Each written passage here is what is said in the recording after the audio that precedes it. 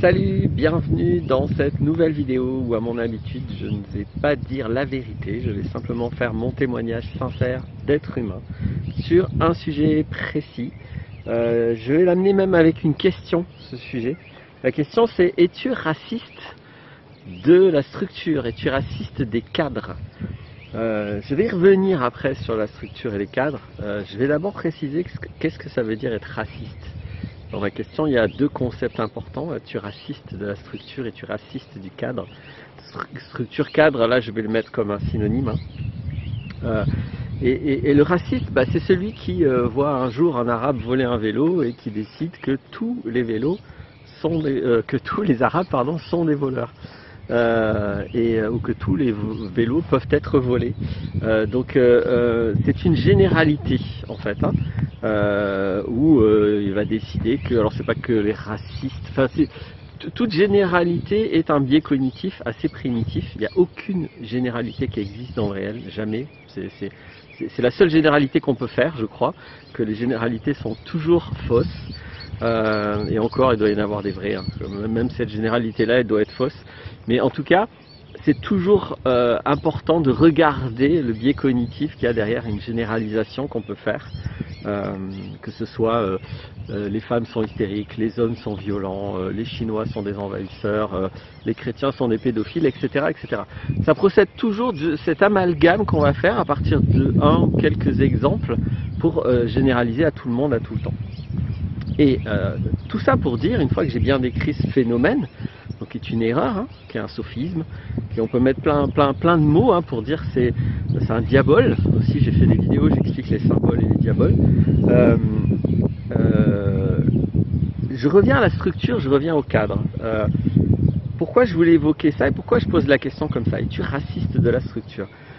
Parce que j'observe que beaucoup de personnes sont racistes de la structure, c'est-à-dire ne supportent pas les structures, les cadres, alors tout en étant très soumis à certains cadres, certaines structures, c'est toujours comme ça, mais dans leur propre vie, dans leur quotidien, il y a des personnes qui peuvent avoir tendance à fuir tout ce qui est structure, tout ce qui est cadre, etc., comme si c'est intrusif, un manque de liberté, une contrainte, etc. Et mon hypothèse, c'est que ceci procède de la première rencontre qu'ils ont eue avec la structure, avec le cadre, qui est soit la rencontre à l'école, soit peut-être même avec leur propre géniteur, dans leur contexte familial. Ils ont rencontré éventuellement une structure autoritaire, irrespectueuse, intrusive. Clairement, la structure scolaire est très très irrespectueuse, très très intrusive. C'est vraiment une prise de contrôle en fait. Et ça, c'est pas le cas de toutes les structures, c'est pas le cas de tous les cadres, surtout ceux qu'on choisit dans notre vie à nous. Le premier problème avec ces structures rencontrées, c'est que c'est des structures des autres, c'est pas la nôtre.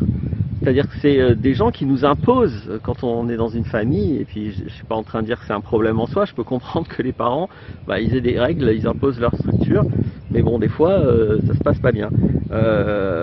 C'est plus contestable le cadre scolaire, mais en tout cas, il s'impose. C'est pas, à part dans les écoles démocratiques, il y en a, mais sinon, les élèves n'ont pas le choix là-dedans, ils doivent obéir. Donc, je pense que ce qui est important, c'est d'avoir conscience que la problématique n'est pas la structure, n'est pas le cadre. La problématique, c'est l'irrespect, c'est le fait d'être forcé, c'est l'intrusion.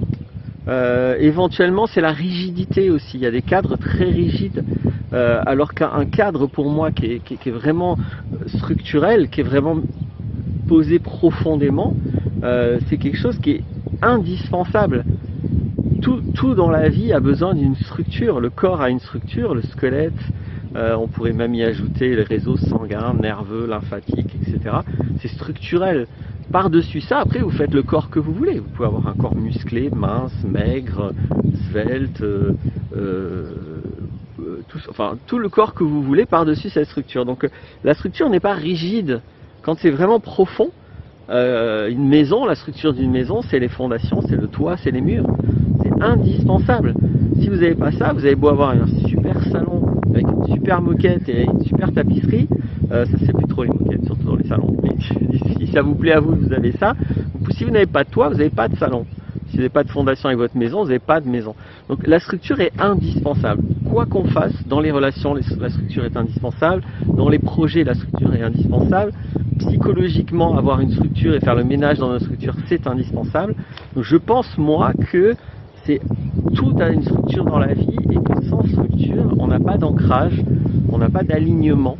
Il manque vraiment un gouvernail, il manque quelque chose d'important. Et si on est raciste de la structure, ben, on va perdre cet ancrage, cette capacité d'avoir un gouvernail, cette capacité d'être structuré en fait, non pas rigide, non pas intrusif, non pas autoritaire. À vous d'apprendre quelles sont les structures qui vous conviennent, quelles sont les structures qui ne vous conviennent pas, quels sont les cadres qui vous servent, qui vous portent, qui vont vous permettre d'être hyper solide, hyper orienté, mais dans l'orientation que vous souhaitez, et quels sont les cadres qui ne vous conviennent pas, qui vous contraignent, qui vous privent de liberté, qui sont intrusifs, qui sont respectueux pour vous, etc. Et évidemment qu'il y a des structures qui sont violentes, qui sont néfastes, qui sont destructives, évidemment. Et évidemment qu'il y a des structures qui sont porteuses, etc. Donc c'est vraiment dommage si on a enregistré dans la psychologie que tout ce qui est structure, tout ce qui est cadre est un problème, et c'est quelque chose dont on ne veut pas. Donc, et c'est un problème si on est raciste de la structure. Je pense que maintenant on comprend un petit peu mieux ma formulation, bon, un peu provocatrice, hein, je me suis amusé avec la question, mais je pense que elle n'est pas pour autant détournée. Je pense que c'est vraiment ce dont il s'agit, d'être raciste de la structure, ça doit être des généralisations. Donc regardez un petit peu quelles sont les premières structures que vous avez rencontrées, critiquez-les, par contre critiquez-les, regardez ce qui ne va pas dans ces structures, regardez ce qui ne vous a pas convenu, et ne reproduisez pas, ne tolérez pas des structures souvent professionnelles ou politiques qui ont les mêmes tares que les structures qui vous posent problème. Je le disais au début, hein, souvent les gens qui sont racistes de la structure, bah, ils ne veulent pas de structure dans leur quotidien, en tout cas ils n'en veulent pas davantage que ce qu'ils ont déjà, mais auxquels ils se soumettent. Se soumettre aux structures professionnelles, aux structures politiques. Là maintenant, au niveau politique, pour moi, ça devient délirant. Les lois sont plus du tout au service des citoyens, de l'humain, de l'amour, d'une société de paix. Les lois deviennent des espèces de sanctions permanentes de parents tyrans, autoritaires et malhonnêtes, et corrompus, qui eux font toutes les saloperies, mais c'est interdit de vivre en fait en dessous. Donc bon, c'est mon point de vue, hein, vous n'aurez peut-être pas le même. Mais je pense que c'est pour ces deux raisons que c'est important de cesser d'être raciste de la structure, à la fois pour investir certaines structures, pour se poser soi-même des cadres, pour choisir les cadres et les structures qu'on met dans sa vie, pour tout, que ce soit encore une fois pour ses relations, pour ses activités, pour sa vie même, pour sa propre vie. Quelle est votre structure de votre mode de vie? Est-ce que c'est vous qui avez choisi? C'est vous qui avez choisi métro boulot dodo, ou vraiment c'est ce que vous voulez de tout votre cœur? Quelle est la structure de vie qui fonde votre quotidien, chaque heure, à partir du moment où vous vous levez jusqu'à où vous vous couchez, et même votre sommeil? Quelle est cette structure? Regardez à la fois la structure à laquelle vous obéissez. Parce que vraiment il y a cette espèce de folie dans le racisme structurel, le racisme de la structure, qui est de rejeter toute structure nouvelle tout en étant soumis à des structures qui sont absolument catastrophiques de mon point de vue.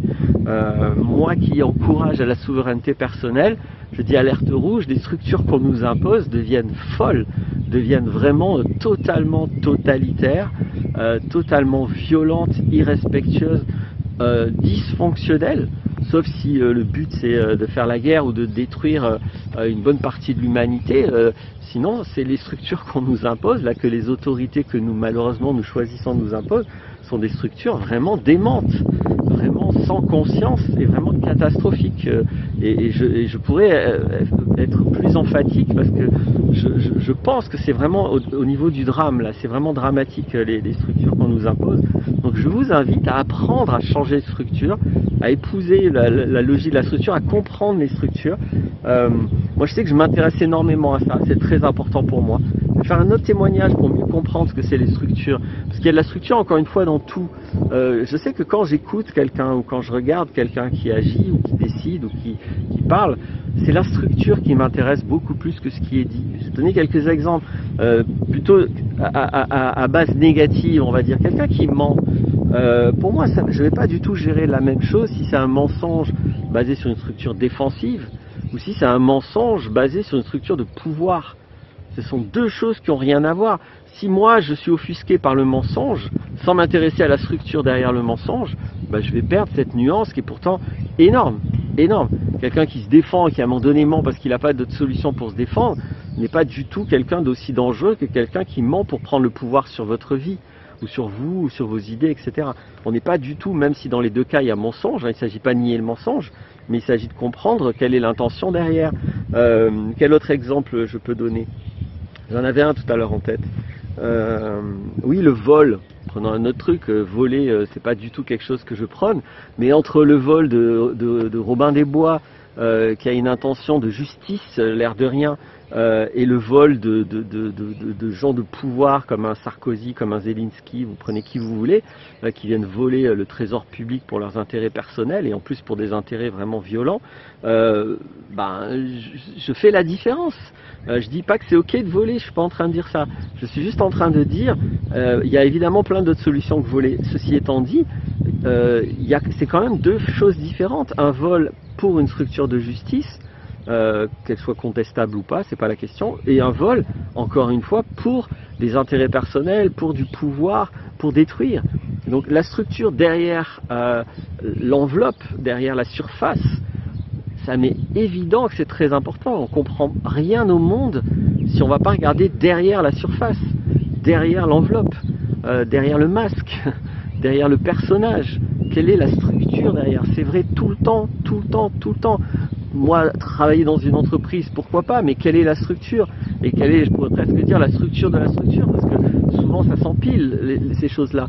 Une entreprise qui a pour seul intérêt de faire du fric et qui n'a aucune valeur, être employé là-dedans, on ne va pas avoir les mêmes conséquences dans mon quotidien qu'une entreprise qui veut défendre un projet, qui veut vendre quelque chose en laquelle elle croit, avec des belles valeurs, avec de l'honnêteté, en étant sincère et intègre sur ce qu'elle vend. Évidemment que c'est pas le même emploi. La structure va compter énormément. Je vais arrêter avec les exemples, j'espère que j'ai réussi à en donner suffisamment, à être clair. Le réel est plus fort que toi. Pour moi, je le redis, il y a de la structure dans tout le temps.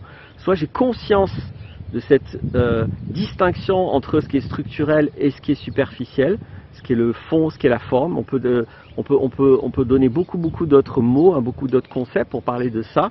Soit j'ai conscience de ça, soit je loupe. Mais c'est même pas la moitié de la réalité, mais je pense que c'est 90% de la réalité. Parce qu'évidemment que les surfaces sont beaucoup moins importantes que les structures. Donc c'est très vaste comme sujet, ça a beaucoup de conséquences si je suis raciste de la structure, si je m'en occupe pas. Parce que j'insiste, je vais être soumis à des fausses structures ou à des structures malveillantes. Et par contre, je vais pas construire ou investir des structures qui me rendraient un service monumental. Voilà le résumé final. Si ça suffit pas les vidéos, en ce moment je dis ça à la fin de mes vidéos, il y a Autonomos que j'ai créé. Dans Autonomos il y a des entretiens individuels, mais il y a des modules, il y a plein de choses. Je vais pas décrire ici. Il y a des liens en dessous. Mais sachez que j'ai créé tout un espace pour apprendre à être autonome, émotionnellement, mentalement, relationnellement. En gros pour être heureux, en gros pour être libre, pour être souverain. À bientôt pour d'autres vidéos.